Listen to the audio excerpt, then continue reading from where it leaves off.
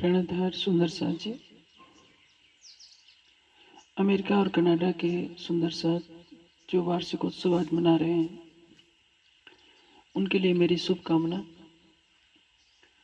आप जिस अमेरिका में रह रहे हैं, भारतीय धर्म ग्रंथों के अनुसार वो पातालपुरी कहलाता है। और एक समय ऐसा था जब राजा बलि का यहाँ राज्य था। उनकी सभ्यता को माया सभ्यता कहा जाता है। वहाँ के रहने वाले रेड इंडियन कहलाते थे। आज की संसारिकता के अनुसार, समय के अनुसार सभ्यताओं का उत्थान पतन होता रहता है। और आप इतने दूर जाकर अपनी आध्यात्मिक जागृति के लिए इतने जागरूक हैं, ये बहुत खुशी की बात है। सब सुंदर साथ से मैं यही आशा करूँगा कि वो तारतम वाणी का प्रकाश जन जन में फैलाने का प्रयास करें। ज्ञान ही समाज को जीवंत रखता है। ज्ञान से रहित कोई भी समाज अज्ञानता की ऐसी नींद में सो जाता है कि वो सोच ही नहीं सकता कि मेरा वास्तविक अस्तित्व क्या है। आजकल धर्म के नाम पर बड़े बड़े मंदिरों का निर्माण हो रहा है, जिसमें सोने के कलश, सोने के सिंहासन की एक होड़ सी मची है कि किस मंदिर में कितना सोना चढ़ा दिया जाए, कितना भव्य बना दिया जाए। लेकिन इससे क्या होगा? जब तक हम अपने हृदय को मंदिर न बनाएं और उसमें अक्षरातीत की शोभा को न बसाएं, तब तक बड़े बड़े महलों जैसे मंदिरों के बनाने से आध्यात्मिक क्रांति कभी नहीं आ सकती है। सोमनाथ का मंदिर भी तो बहुत सुंदर था, जिसमें सोने के थंब थे, हजारों पंडे रहा करते थे, लेकिन विद्वान एक भी नहीं था। चाणक्य जैसा विद्वान एक झोपड़ी से निकलता है जो सिकंदर को वापस लौटने के लिए विवश करता है। चाहे सोमनाथ के पंडे हों, चाहे मथुरा के पंडे हों, चाहे कहीं के पंडे हो, महमूद गजनवी आता है और लूट लूट कर 17 बार इस देश को अपने पैरों से कुचल करके चला जाता है। क्यों? क्योंकि इस देश में विद्वानों का अकाल था। जब से इस सृष्टि पैदा हुई है, मानव जाति सत्य की खोज के लिए प्रयत्नशील रही है। हम सबके ऊपर राज्य की कितनी असीम कृपा है कि उन्होंने परम धाम का अलौकिक तारतम्य ज्ञान दिया। इस तारतम्य ज्ञान के प्रकाश में हम सबको परम धाम का मार्ग दर्शा सकते हैं। सबको परम धाम की चितवनी कराकर परम धाम का प्रत्यक्ष दर्शन करा सकते हैं, जो आज तक इस सृष्टि में कभी संभव ही नहीं था। और भले ही आप सुंदर साथ थोड़ी संख्या में हैं, लेकिन संख्या से किसी कार्य की सफलता का पूर्ण आकलन नहीं किया जा सकता। आप देखेंगे कि बाइबल के मिशन को फैलाने के लिए पादरियों ने कितने कष्ट झेले। वे ऐसे वनों से गुजरते थे जो मांसाहारी थे। ऐसे भी पौधे होते हैं जिनके नीचे से गुजरने पर वो डालियां मनुष्य को अपना आहार बना लेती हैं। पूरी दुनिया में उन्होंने अपने प्रचार का धावा मारा, जिसका परिणाम क्या है? आज बाइबल की ज्योति पूरे संसार में गुजर रही है। हम भारतीयों ने आलस की चादर ऐसी ओढ़ी कि ज्ञान के प्रचार से मुख मोड़ा, अपने अपने मठों में, मंदिरों में, आश्रमों में आराम करते रहे। और आज भी यही प्रवृत्ति दिखाई दे रही है। आप सब सुंदर सा से मैं ये अपेक्षा करता हूँ कि तारतम वाणी के गान चिंतन में स्वयं जुटे, सबको लगाएं, स्वयं चितवनी करें और सबको परम धाम की राह दर्शाने के लिए, परम धाम के प्रेम और आनंद का रसास्वादन कराने के लिए चितवनी में सबको लगाएं। देखिए, छोटे क़यामतनामा और बड़े क़यामतनामा के साथ मार्फत सागर और सनत की भी टीका समाप्त हो गई है। सितंबर के वार्षिकोत्सव में आप सबको प्राप्त हो जाएगी।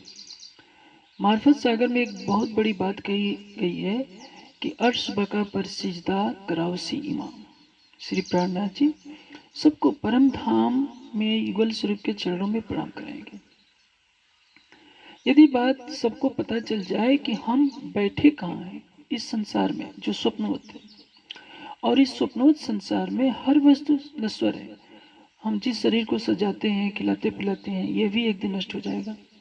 हमारे बड़े बड़े मंदिर, मठ, आश्रम भी एक दिन नष्ट हो जाएंगे, और तो और ये पृथ्वी भी नष्ट हो जाएगी।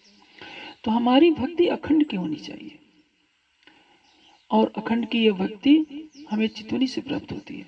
आप देखिए, आप हीरे मोतियों से कोई मंदिर सजा लीजिए तो भी तो ये गारंटी है क्या कि उस मंदिर में दर्शन करने जाने से मात्र से आपको राज्य के प्रत्यक्ष नूरी स्वरूप के दर्शन हो जाएंगे? कभी नहीं होंगे।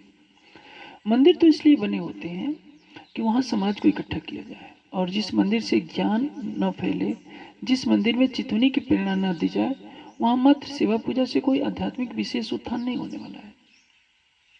आप सेवा पूजा कीजिए, बच्चों को कराइए, लेकिन यदि आप की उम्र 15 वर्ष से ऊपर है तो आप ध्यान में अवश्य बैठने का प्रयास कीजिए, और छोटे बच्चों को तारतम का जप कराइए, उनको सेवा पूजा के लिए अवश्य कहिए। मैं इसको मना नहीं करता, लेकिन चितवनी की लहर पूरे संसार में फैलनी चाहिए। आप अपनी विचारधारा को केवल अपने तक ही सीमित न रखिए। आपको वहाँ अफ्रीकन मिलेंगे, अंग्रेज मिलेंगे, सब तक अपने वाणी के तात्विक दर्शन को, निजानंद दर्शन को उन तक पहुँचाने का कहीं ना कहीं प्रयास अवश्य करते रहिए। ज्ञान का फल स्वयं खाने से अच्छा है कि हम स्वयं खाकर दूसरों को भी खिलाएं। चितवनी की प्रेममयी सरिता में स्नान करने तो अच्छा है ही, किंतु हम दूसरों को भी प्रेरित करें, दूसरों को भी हम परम धाम का आनंद दें, तो शायद अकेले आनंद लेने से अच्छा है कि हम दूसरों को भी उसमें सहभागी बनाएं, और तभी धामधनी हमारी इस सेवा पर प्रसन्न होंगे। आपने अभी तक में सुना होगा कि जब कोई सुंदर साथ किसी को प्रबोधित करके लाता था तो देवचंद जी बहुत खुश होते थे। और आप कोई भी दान करेंगे, पैसे का दान करेंगे, कुछ का दान करेंगे, भोजन का दान करेंगे, वस्त्र का दान करेंगे, तो उसका फल कितने दिन तक रहेगा? नष्ट हो जाएगा। लेकिन ब्रह्म ज्ञान का दान, परम धाम की चितवनी का मार्ग बताना, ये सबसे बड़ा पुण्य का कार्य है। छत्रसाल जी तो कहते हैं कि जो सुंदर साथ रात को जागृत होकर चितवनी करते हैं, मैं उन पवित्र हृदय वाले सुंदर साथ पर बलिहारी जाता हूँ, समर्पित होता हूँ। आप सोचिए चितवनी की कितनी महिमा है। क़यामतनामा में एक तरफा डिंडिम घोष के साथ सत्य को दर्शाया गया है। उसमें प्राणनाथ जी की महिमा है, चितवनी की महिमा है, या वाणी की महत्ता है, और कोई बातें नहीं है। हाँ, राज्य की कृपा से अच्छी टीका हो गई है, और सितंबर तक सब सुंदर साथ के कर कमलों में पहुंच जाएगी। मैं सबके लिए शुभकामना करता हूँ कि भले ही आपके पास धन का अभाव है तो क्या, संख्या में आप थोड़े हैं तो क्या, संकल्प कीजिए कि पूरे अमेरिका में, पूरे कनाडा में वाणी की गूंज करें। आप नियमित स्वाध्याय करके अपने ज्ञान के स्तर को भी बढ़ाएं। चितवनी के लिए कैसी भी स्थिति क्यों न हो, अपने चितवनी का स्तर ऐसा बढ़ाइए कि आपको लगे कि आंखें बंद करते ही आपके धाम हृदय में युगल स्वरूप दृष्टिगोचर होने लगे। आप यदि अपने व्यस्त समय में से आधे घंटे भी निकाल करके चितवनी करते हैं, 1 घंटे भी निकाल कर करते हैं, अपने शरीर को हिलने डुलने न दीजिए, मन के विचारों को शांत रखिए, तो निश्चित है कि यदि 5 मिनट तो क्या 2 मिनट के लिए भी युगल स्वरूप की झलक आ जाती है, तो आपका हृदय आनंद से भर जाएगा। ऐसा आनंद जो आपको इस सृष्टि में कोई भी दे नहीं सकता। इसलिए इस आनंद को बांटिए, और जो भी भूटान के सुंदर साथ या नेपाली सुंदर साथ वहाँ गए हैं, यह ध्यान रखिए कि वो पश्चिमी दुनिया के प्रवाह में बहने ना पाए। वो अपनी भारतीय संस्कृति को भूले नहीं, मांस और शराब के सेवन से पूर्णतः दूर रखें। किसी भी तरह से गोष्ठी करके या फोन के द्वारा उनको सजग करते रहें। भले ही उनके पास तारतम नहीं है क्या, तो क्या दूसरे पंथों में भले ही कि वो हों, आप प्रेम पूर्वक उनको समझाएंगे तो वो भी राज्य की शरण में आएंगे। अंग्रेजों तक भी पहुंचाने के लिए ज्ञानपीठ में साहित्य की रचना जल्दी ही होगी, और जो कुछ है यहाँ अंग्रेजी का काफ़ी साहित्य पड़ा हुआ है। यदि आप लोग कहेंगे तो हम कोरियर द्वारा वहाँ अंग्रेजी का साहित्य भिजवा देंगे। आप फ्री में वहाँ के मुख्य मुख्य विश्वविद्यालय तक भिजवाइए। ऑनलाइन की भी व्यवस्था जल्दी ही हो जाएगी। आप किसी को भी दे सकते हैं कि हमारी फिलॉसफी आप जानना चाहते हो तो ये साहित्य पढ़िए। मैं शुभकामना करता हूँ कि आप लोग मेरी बातों को अंगीकार करेंगे और ज्ञान के प्रसार में और चितवनी में हमेशा लगे रहेंगे। प्रणाम।